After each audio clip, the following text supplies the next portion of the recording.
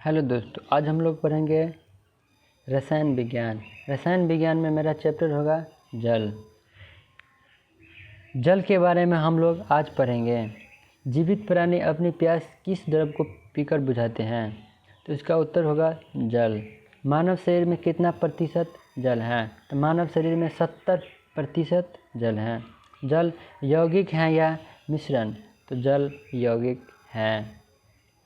जल किन किन तत्वों का यौगिक है? तो जल हाइड्रोजन तथा ऑक्सीजन, इस दोनों का यौगिक है।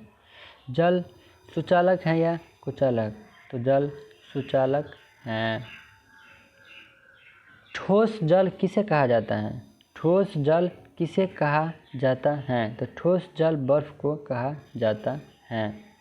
कितने डिग्री सेल्सियस पर जल बर्फ में बदल जाता है?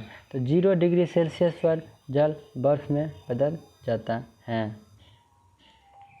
कितने डिग्री सेल्सियस पर जल उबलने लगता है?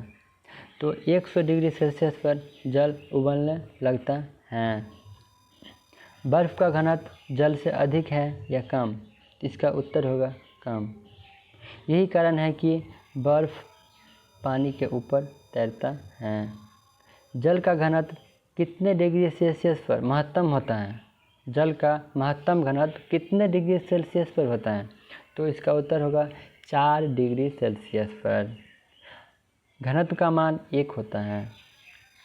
ठंडे देशों में पाइपों द्वारा गर्म जल क्यों भेजा जाता है? इसका उत्तर होगा क्योंकि ऐसा नहीं करने पर जल पाइप के अंदर जमकर बर्फ बन जाता है और इसका आयतन बढ़ जाता है, जिससे पाइप फट जाता है। इसलिए ठंडे देशों में पाइपों द्वारा गर्म जल भेजे जाते हैं। ऊष्मधारिता क्या है? जल की इकाई मात्रा के ताप को 1 डिग्री बढ़ाने के लिए आवश्यक ऊष्मा के परिणाम को ऊष्मधारिता कहते हैं। जल के किस गुण का उपयोग इंजनों को ठंडा करने में किया जाता है? तो जल के ऊष्मधारिता गुण। इसका उत्तर होगा जल के ऊष्मधारिता गुण। जल के किस गुण का उपयोग रूम कूलर में किया जाता है? तो इसका उत्तर होगा ऊष्मधारिता। जल के अणुओं के बीच कौन सा आकर्षण बल कार्य करता है? तो इसके बीच अंतराण्विक बल कार्य करता है। जंग लगना क्या है? इसका उत्तर है जब लोहा नम वायु के संपर्क में आता है तो उसकी सतह पर लाल भूरे रंग की एक परत बैठ जाती है, जिसे जंग लगना कहते हैं। 17 नंबर सवाल देखेंगे, संक्षारण क्या है? लोहे में जंग लगने से उसके भार में कमी हो जाती है, जिसे संक्षारण कहा जाता है। जल सोडियम से प्रतिक्रिया कर क्या देता है? तो सोडियम से प्रतिक्रिया कर सोडियम हाइड्रोक्साइड एवं हाइड्रोजन प्रदान करते हैं।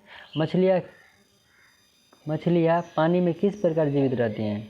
तो जल में घुलित ऑक्सीजन गैस के कारण मछलियाँ जीवित रहती हैं। मछलियों का कौन सा अंग जल से ऑक्सीजन लेने में सहायक होता है? इसका उत्तर होगा गिल्स। आज हम यहीं तक रहने देते हैं, उसके आगे हम दूसरा वीडियो में पढ़ेंगे।